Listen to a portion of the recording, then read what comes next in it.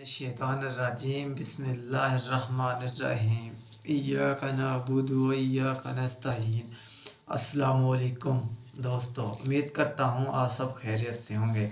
میں آج آپ کے سامنے آپ صلی اللہ علیہ وسلم کے چند ارشاد لے کے آیا ہوں۔ آپ ان ارشاد پہ عمل کر کے آپ اپنی آخرت اور دنیا سنوار سکتے ہیں۔ آپ صلی اللہ علیہ وسلم نے فرمایا، بد نصیب ہے وہ شخص جو اپنے والدین کی خدمت کر کے ان کی دعا حاصل نہیں کر سکتا اور لوگوں سے کہتا پھرتا ہے میرے لیے دعا کریں۔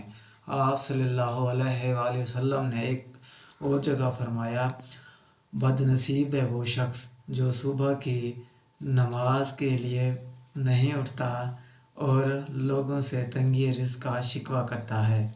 آپ صلی اللہ علیہ وسلم نے ایک اور بد نصیب ہے وہ شخص جو عشاء کی نماز نہیں پڑھتا اور دعا میں پرسکون نیند تلاش کرتا ہے۔ آپ صلی اللہ علیہ وسلم نے ایک اور جگہ فرمایا، بد نصیب ہے وہ شخص جو اپنی زندگی میں ماہ رمضان کو پایا اور اللہ تعالیٰ کو راضی نہیں کر سکا۔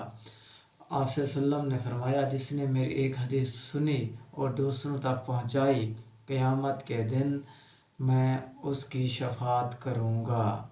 السلام علیکم۔ آپ نے اگر ابھی تک میرا چینل لائک، سبسکرائب اور بیل آئیکن نہیں دبایا تو ابھی دبا لیں تاکہ اس طرح کی ویڈیو آپ تک پہنچتی رہیں۔